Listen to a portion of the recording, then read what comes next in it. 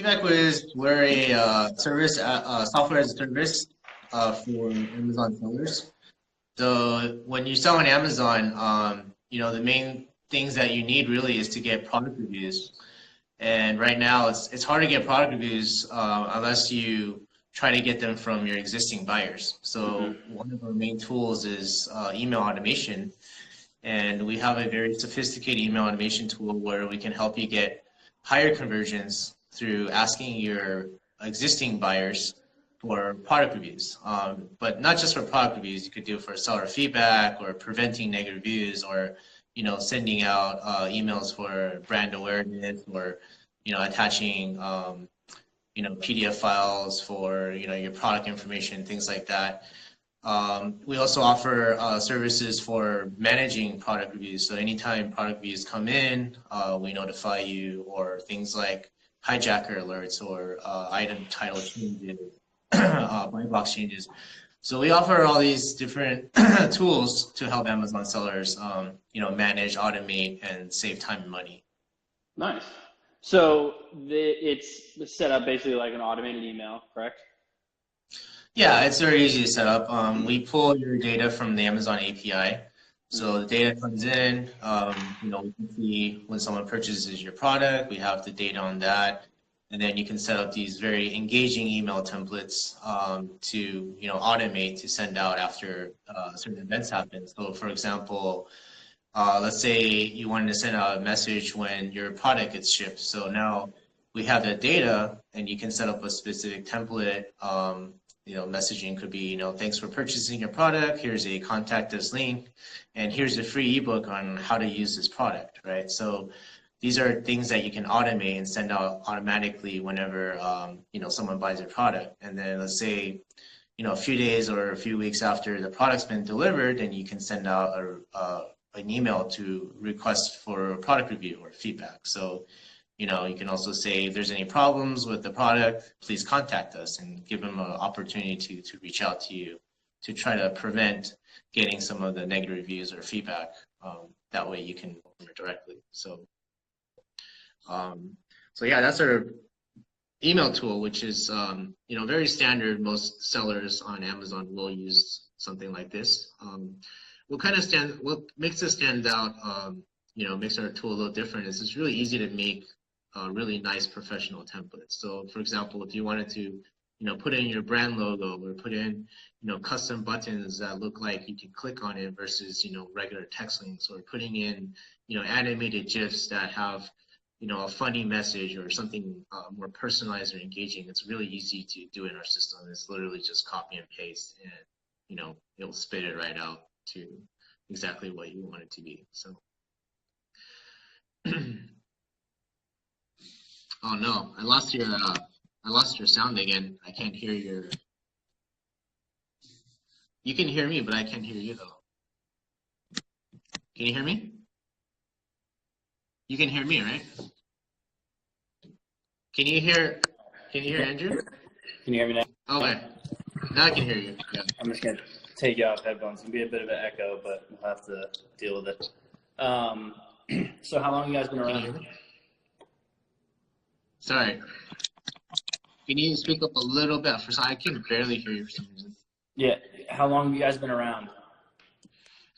We started in 2017, so it's been a little less than 2 years for us. So nice. So last year, when they kind of changed up the rules for being able to send automated emails, how did you cope with that? Which rule were you specifically talking about? Like when you said?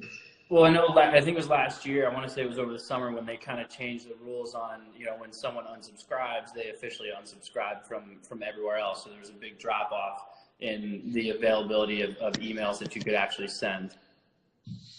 Oh, okay, I see what you're saying. Yeah, so you're talking about the buyer unsubscribe, right? So yeah, the buyer has the ability now to not receive any communications. Yeah, so one of the rules that Amazon imposes is that if they unsubscribe, you're not supposed to email them. But you wouldn't know unless you send out an email, right? So you have to first send out that first email. Once you send out that email, our system can detect if if they opted out. And if they opted out, then we will automatically not send any more emails to them, basically block all communication. Now, in terms of, you know, getting less reviews or less engagement, we haven't really seen any drop off, because really this group of people that decided to opt out, they're most likely unlikely to leave you a review in the first place, because these people are the kinds that are, hey, I don't want to get any emails, I'm not willing to leave a review anyways. So it didn't really hurt in general, but it's about, let's say the statistics, I think is around 20% of the people have opted out. Could be a little bit more depending on, you know, the audience that you're selling to. But, you know, the other 75% of the people, you know, they're still open to getting email messages. So this is where we have to kind of focus on those guys and make sure you craft the right message to them to get the conversion. Okay. So what do you guys know as best practices, best strategy for sending out emails? Do you always suggest just sending one right away? Do you put them through some kind of funnel sequence? What do you guys always suggest? Right now, we currently suggest to send 2 emails, no more than 3, because Amazon is kind of, they haven't specifically stated that you can't send more than 1 email or less than, you know, a certain amount of emails. I know there's been a rumor going on for quite a while about how many emails you can send out. But if you look at the latest buyer TOS, there's really no clear language on how many emails you can send out. However, there's recently been a letter going around that Amazon's been sending to a lot of sellers, saying that, hey, you might have violated one of these 10 things. And one of the 10 things says you're sending excessive emails. So it doesn't really say how many emails are excessive, but, you know, as a shopper, I wouldn't want to get more than 2 emails from someone, right? Usually that's probably the limit. So what we recommend is we send out 1 email when the order gets shipped. So this email is where you can include, like, you know, contact us link, tracking link to the order, and then maybe some information like a PDF file or a video link to, you know, how to, you know, use the product, right? So that email, you don't want to solicit or say, hey, leave us a review or feedback, because, you know, they haven't gotten the product. There's no reason to ask for that. So that's the first email I recommend send out. That's to kind of get some engagement with them, and that way, if something does happen when they get the package, they can contact you. You can help resolve the issue. The second email usually is the one where you want to ask for either seller feedback or product review, depending on if you're PL or you're doing retail arbitrage.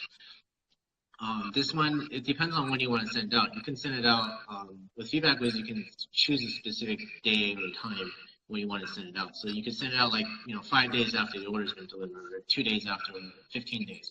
And that really depends on what kind of product you're selling, right? So, you know, if you're selling, like a cell phone charger, it could be a couple of days because they can plug it in and know if it works or not. But if you're selling vitamin supplements, you might want to wait like 3 weeks or something, right? Because they need to test it out and see some results. So yeah, we usually recommend 2, and some people send 3 because they might have a third reminder, like maybe a month later, just to see if they can get a review in case they missed the second email.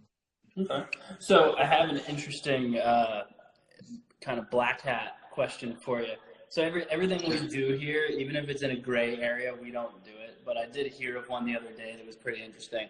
So in that first email, I know you can send, you know, it's usually a little more value driven, and you can include a PDF or something, right? Sorry, I'm still having a little trouble hearing you. The first email you can send a PDF, right? Yes. Yeah. So if you do that, so in the email, we all know Amazon's probably indexing those. So if you have your website or you have your phone number or something in there, you'll get flagged that you can't do that. But what if you do it in the PDF and it doesn't actually get scanned from whatever it is Amazon's got running? Do you think that you can get away with that?